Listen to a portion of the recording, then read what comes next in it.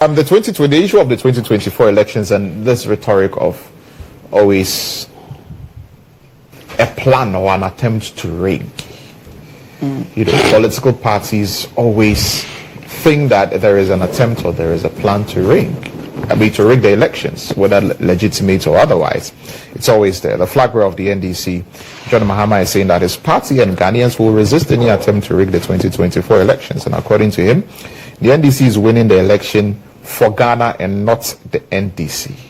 So, during the burial of the late Ambassador John Akolugutia in the Talensi area, you know, he made this particular statement that, let me quote him, he says, "We are determined to win this election, not for ourselves and not for the NDC, but we are winning this election for Ghana."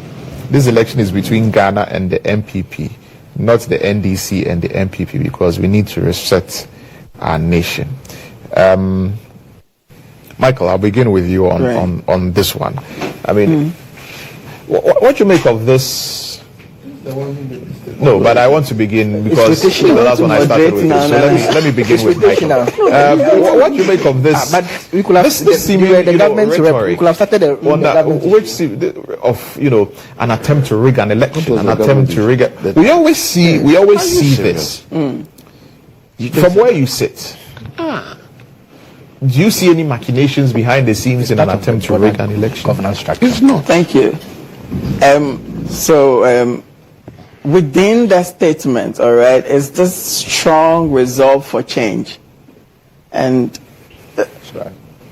you cannot discuss change without also paying attention to the processes that would deliver the change. Yeah. And so I can understand President Mahama's fears when he's saying, he fears elections could be rigged and all that, because there's been the need for us to uphold our democratic credentials, okay, like never before. There's been the need, and it's coming out from it's coming out of over 32 years of two people in the helm of affairs, that's the duopoly, the MPP and NDC, who try to take absolute control of the processes that will deliver the change that's supposed to happen in a democratic dispensation. And so you have a government who comes into power by an EC system, but cannot even trust the EC to deliver, a free and fair election, because they see some form of influence peddling around the EC's execution of their mandate. But I believe, essentially, people are looking for change. President Mahama needs change. We need change. I think the only person in the room who doesn't need change may be Nana Fredua, because he sees everything working out well. And so if change is going to happen, then it's very crucial, it's essential, it's important that we are able to come up with a more transparent,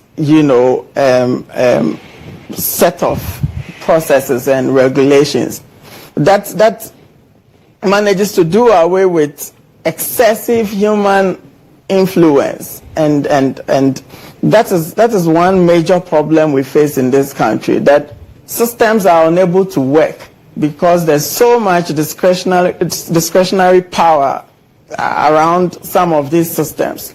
Human influences must be limited to be able to allow that free and fair and transparent systems to work. And honestly, we at the movement, we just want to believe that the EC will do their job. They'll be able to resist all forms of oppressors' influences and deliver to Ghanaians on their mandate within that sanctity that allows them to operate. And so it's just a good call. Anyway, it's a very good call that President Mahama has made. Unfortunately, he is not able to deliver that change Ghanaians require. because he's had his chance. We've seen some of the electoral violences that characterized past elections under his presidency.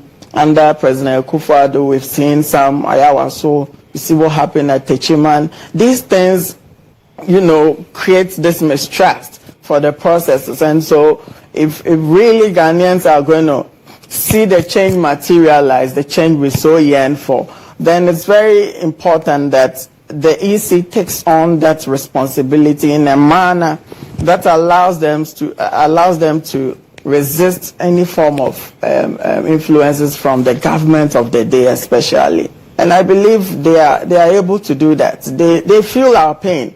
They are going to pay some of the increased utilities. They are feeling the hardship. And so if you are in this situation and you wouldn't do your work right to allow the right candidate, which we hope to be Alan Kyerematen, to win, then it's on to you. We are in this together, honestly. Ghana is all we have, and usually when I meet people, one thing I tell them is, look, let's be patriotic. Let's try and agree that things must work right for everybody. And unfortunately, the problem comes when we have to choose who to bail the cat. Their hands are soiled. President Mahama, Alhaji Bawumia, their hands are soiled. We need the safest pair of hands.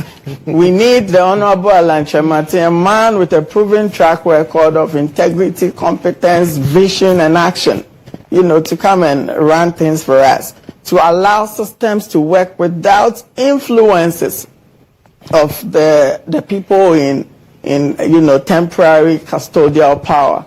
And until we are able to do that, the struggle is on. We are going to fight, arise, the youth of Ghana. We are going to arise and continue to, herald that aspiration of a transformed Ghana, aspiration of a working economy, aspiration of a peaceful ecosystem for all Ghanaians to be able to do well and thrive under a working government. And that's what we hope to have under Alan Kyerematen's leadership.